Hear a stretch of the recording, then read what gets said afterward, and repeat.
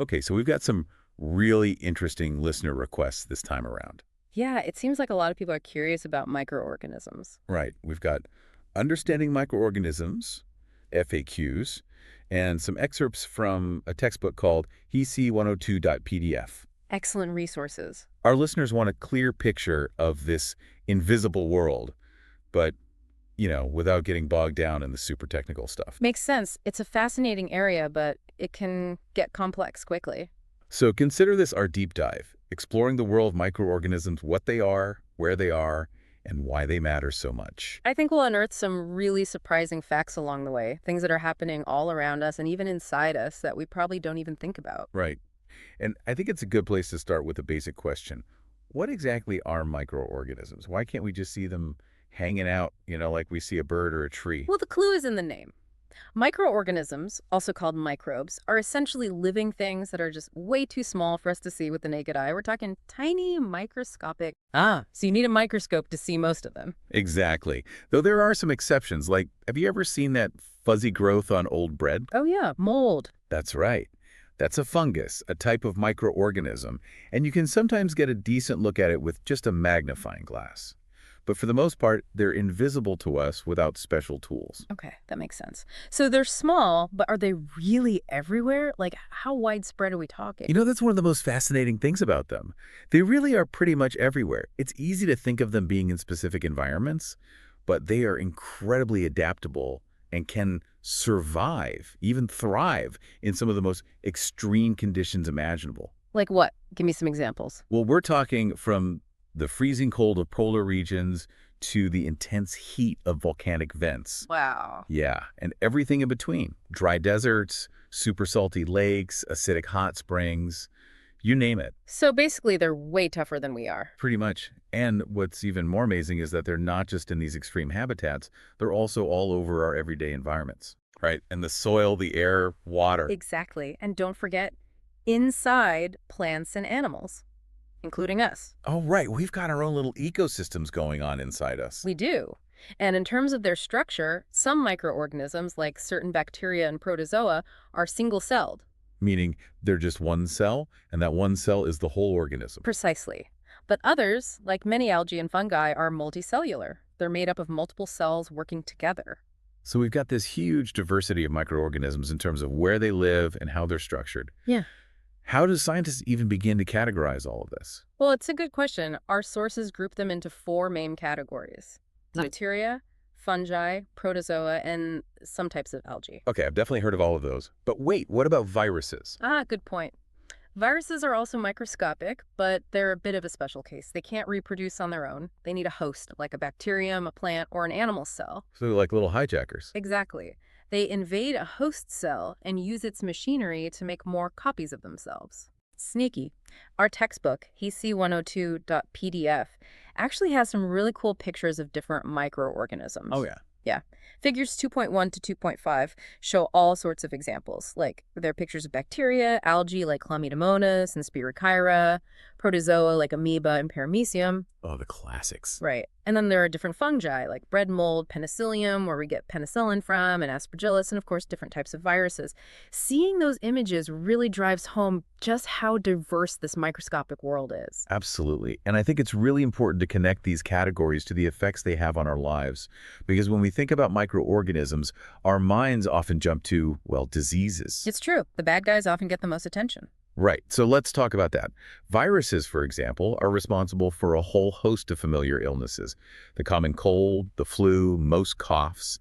And then there are more serious viral diseases like polio and chickenpox. And protozoa, they can cause things like dysentery and malaria, right?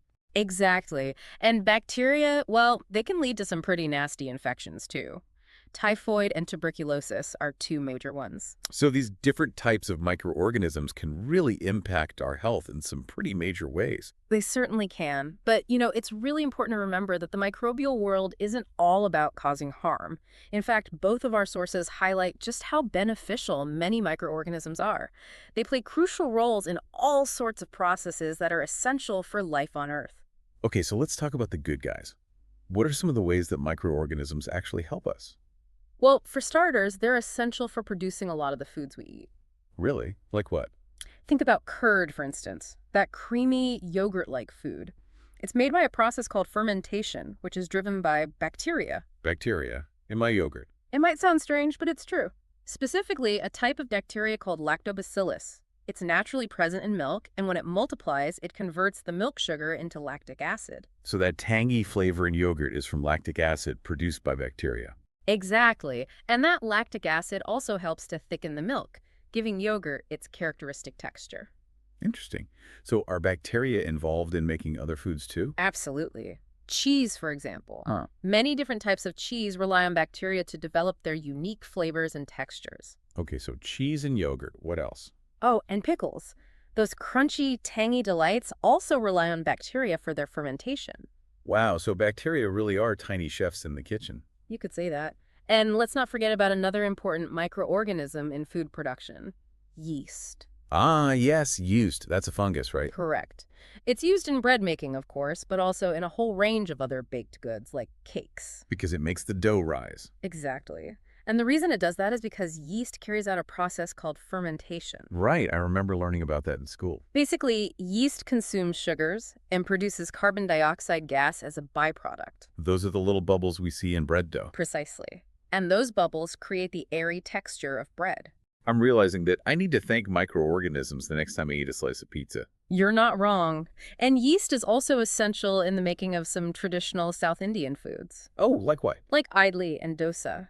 The batter for these foods is fermented using yeast. So those fluffy idlies I love are thanks to microscopic fungi. That's right. And let's not forget about yeast's historical role in brewing alcoholic beverages. Ah, yes, beer and wine. Those are certainly popular uses of yeast. So food production is one big way that microorganisms help us. What are some others? Well, another critical role they play is in environmental cleanup. Okay, tell me more about that. Think about all the organic waste that's generated every day. Like fallen leaves, dead plants, and animals. Exactly. And food scraps, sewage, the list goes on. Now, if all that waste just piled up, our planet would be a pretty messy and unhealthy place. That's for sure. But luckily, we have microorganisms to the rescue. They act as nature's recyclers. How so? Well, they break down all that organic waste into simpler substances. So they're like tiny composters. Essentially, yes. And this process of decomposition is crucial for maintaining a healthy ecosystem. It releases nutrients back into the soil, where they can be used by plants, and it prevents the buildup of harmful waste products. Wow, so they're not just chefs, they're also garbage collectors. Microorganisms are really multi-talented. They are. And speaking of talent, let's talk about their role in agriculture. Okay, what do they do for farmers? Well, one of their most important contributions is nitrogen fixation. Nitrogen fixation, remind me what that is. Remember how I said that our atmosphere is mostly nitrogen gas? Yeah. Well, plants need nitrogen to grow, but they can't use it in its gaseous form. So how do they get the nitrogen they need? That's where nitrogen-fixing bacteria come in. Yeah. These amazing microbes have the ability to convert atmospheric nitrogen into a form that plants can absorb and use. They're like nitrogen translators. You got it. And this process is essential for maintaining soil fertility. Without nitrogen-fixing bacteria, plant growth would be severely limited. So they're basically fertilizing the soil naturally. Exactly. They're a key part of the nitrogen cycle, which is a fundamental process for life on Earth. We'll have to delve deeper into that cycle later. But first, I'm curious about other ways microorganisms are used. The textbook mentions some commercial applications. Oh, there are tons. We've already talked about their use in making food and beverages, but they're also used to produce a variety of other products. Like what? Give me some examples. Well, one example is acetic acid. Acetic acid. That doesn't sound very familiar. You probably know it better as vinegar. Oh, vinegar. Of course.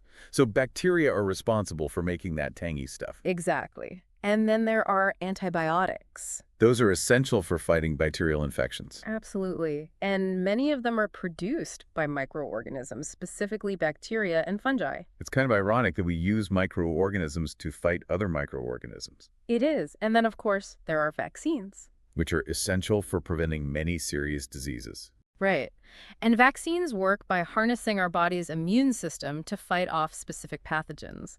And the development of vaccines is entirely dependent on our understanding of microorganisms. Okay, so we've covered a lot of ground on the beneficial side of microorganisms, but we also have to talk about the flip side, the disease-causing microorganisms. the pathogens. Right. It's important to understand how they cause disease, how they spread, and what we can do to protect ourselves. Absolutely. So how do these pathogens actually get into our bodies? Well, there are a number of ways. Sometimes they're carried in the air we breathe. Like when someone sneezes and spreads germs. Exactly. Other times they're present in contaminated water or food. So it's important to wash our hands and make sure our food is cooked properly. Definitely. And some pathogens can spread through direct contact with an infected person. Like touching a doorknob that someone with a cold just touched. Right. And then there are vectors. Vectors. That's just a fancy word for carriers, like insects or animals that can transmit pathogens. Oh, like mosquitoes spreading malaria. That's a classic example. The female Anopheles mosquito carries the malaria parasite. And when it bites a person, it can transmit the parasite into their bloodstream. It's incredible how such a tiny creature can cause such a serious disease. It is. And there are other examples too, like the female Aedes mosquito, which can transmit the dengue virus. So those are examples of biological vectors where the pathogen actually lives and multiplies inside the mosquito. Exactly. But there are also mechanical vectors, like the common housefly. What do they do? Well, they can pick up pathogens on their legs and bodies as they land on things like garbage or feces, and then they can transfer those pathogens to food or surfaces that people touch. Gross. So it's always a good idea to keep food covered and swat those flies away. Definitely. And it's important to distinguish between different types of diseases. Some diseases are communicable, meaning they can spread from one person to another. Like the common cold, which seems to be going around everywhere. Exactly. And other examples include cholera, chickenpox, and tuberculosis. These diseases can spread through the air, water, food, or direct contact. So it's important to be aware of the ways these diseases can spread and to take precautions to protect ourselves and others. Absolutely. Simple things like washing our hands frequently, covering our mouths when we cough or sneeze, and staying home when we're sick can go a long way in preventing the spread of these diseases. Our textbook, HEC102.pdf, actually has a really helpful table that lists common human diseases caused by microorganisms. That's handy. Yeah, it's table 2.1. And it shows things like how the disease is transmitted and general preventive measures. Sounds like a good resource for our listeners. Definitely. And it's not just humans that are affected by pathogenic microorganisms. Animals and plants can get sick too. That's right. There are a number of diseases that affect animals, and some of these diseases can even be transmitted to humans. Like what? One example is anthrax. Anthrax. That sounds serious. It is. It's a bacterial disease that can affect both humans and cattle, and it can be fatal. Wow. Are there other examples? Another one is foot and mouth disease. This is a viral disease that affects cattle, pigs, sheep, and goats. And it can cause serious economic losses for farmers. Exactly. And then there are plant diseases. They can significantly impact agricultural yields and threaten our food supply. What are some examples of plant diseases caused by microorganisms? Well, one example is citrus canker. It's a bacterial disease that affects citrus trees. Oh, I've heard of that.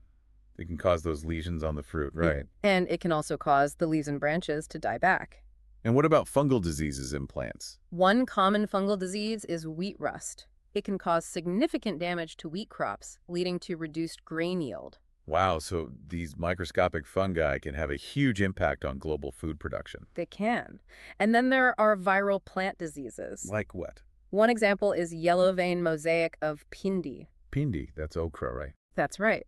And this viral disease can cause the leaves to become mottled and distorted, and it can reduce the yield of okra pods. So these plant diseases are a serious problem. What can we do to control them?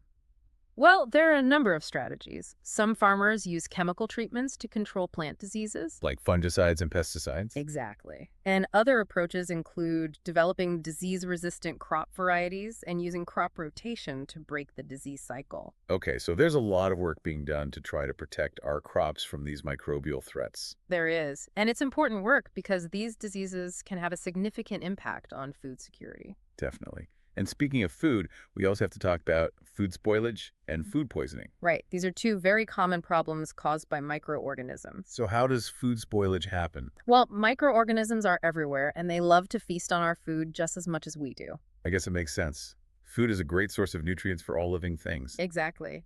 And as microorganisms grow and multiply in food, they can cause changes in its appearance, smell, and taste. Like when milk goes sour or bread gets moldy. Right. Those are classic signs of food spoilage. And sometimes these changes are harmless. But other times, they can make us sick. That's right. Food poisoning is caused by eating food that contains harmful microorganisms or their toxins. And that can lead to symptoms like nausea, vomiting, diarrhea, and stomach cramps. Exactly. So it's really important to handle food properly to prevent both food spoilage and food poisoning. What are some ways we can do that? Well, one of the most important things is to keep our hands and cooking surfaces clean. Basic hygiene is key. It is. And we should also cook food thoroughly to kill any harmful microorganisms that might be present. Especially meat, poultry, and eggs. Right. And we should store food properly to prevent the growth of microorganisms. Like keeping perishable foods refrigerated. Exactly. And avoiding cross-contamination between raw and cooked foods.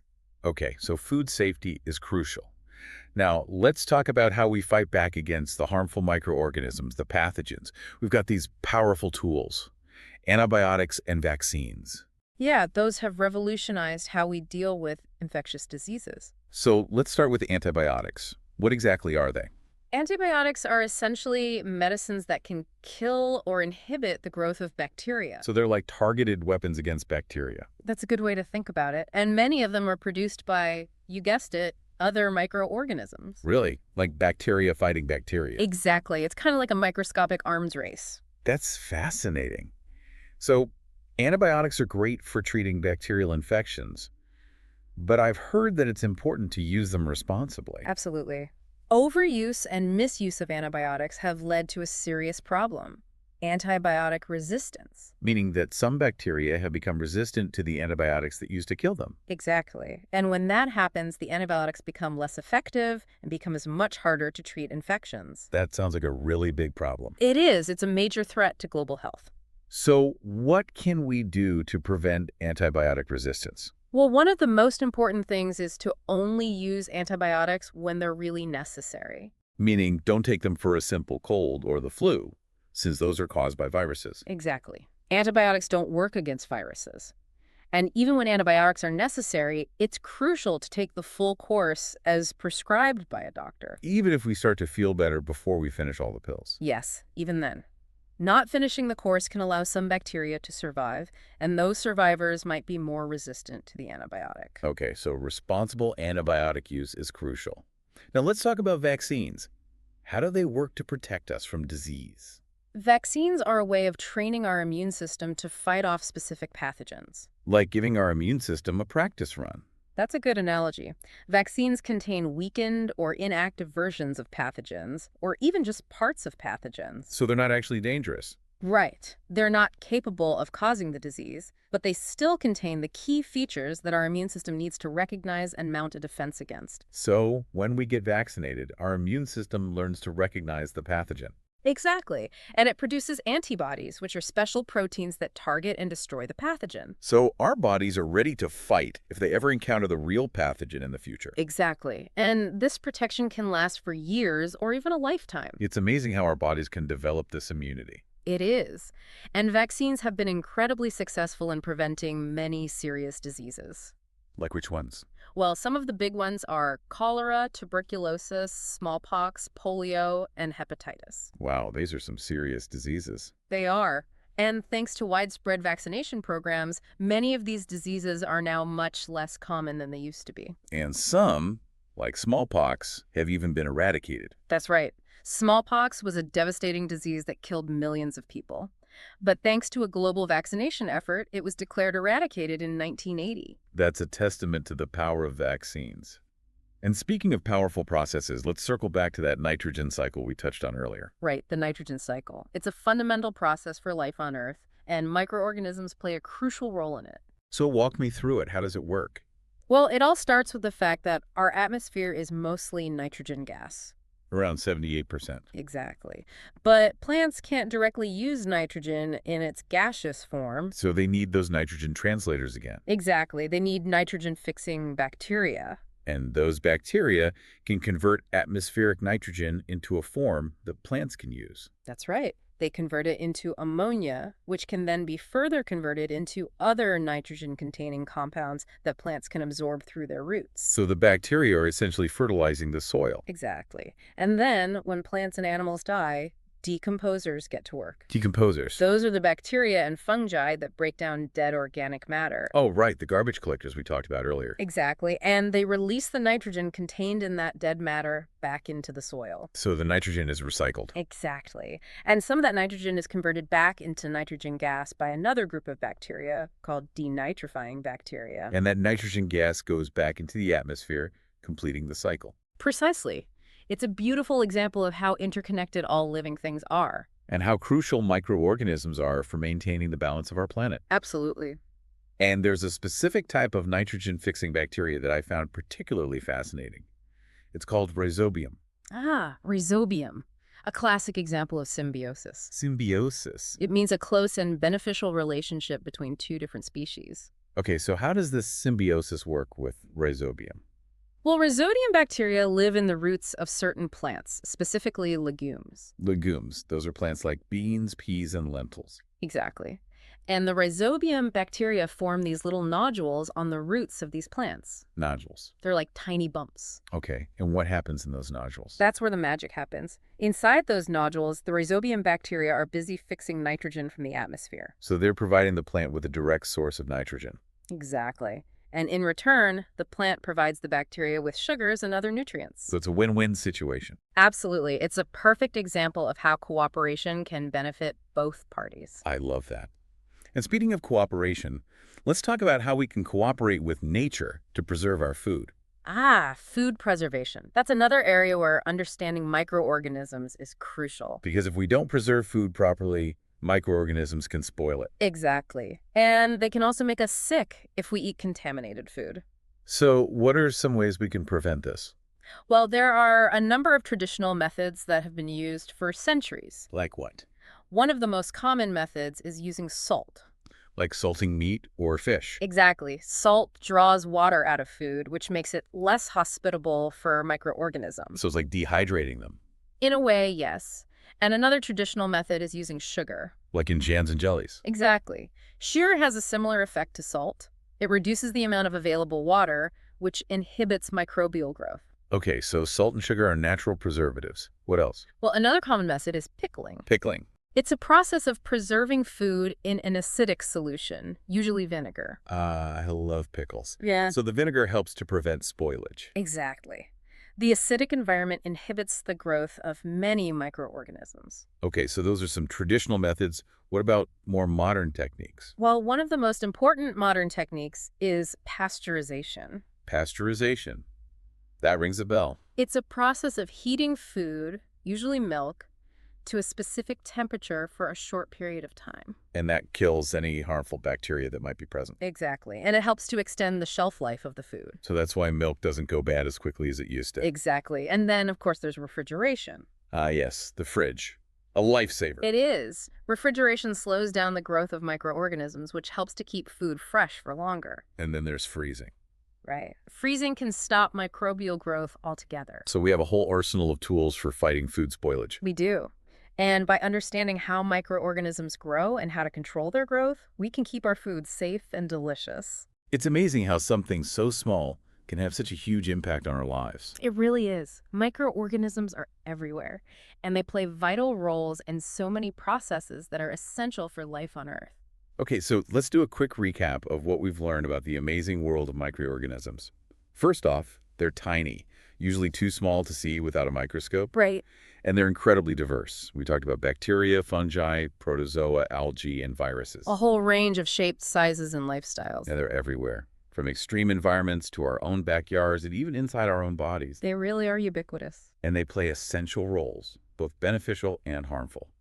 They're crucial for food production, environmental cleanup, agriculture, and even medicine.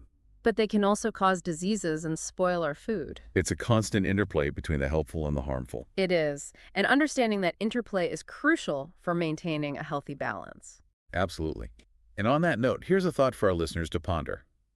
We've explored the incredible diversity and influence of microorganisms in general, but scientists are now learning more and more about the specific communities of microorganisms that live in different environments, including our own bodies. Ah, the microbiome. Exactly. So, as we gain a deeper understanding of the microbiome, How might that knowledge lead to even more amazing discoveries and applications in the future? It's a really exciting area of research. It is, and it's a reminder that the microbial world is full of secrets waiting to be unlocked. So, until our next deep dive, keep exploring the unseen world around you. And within you.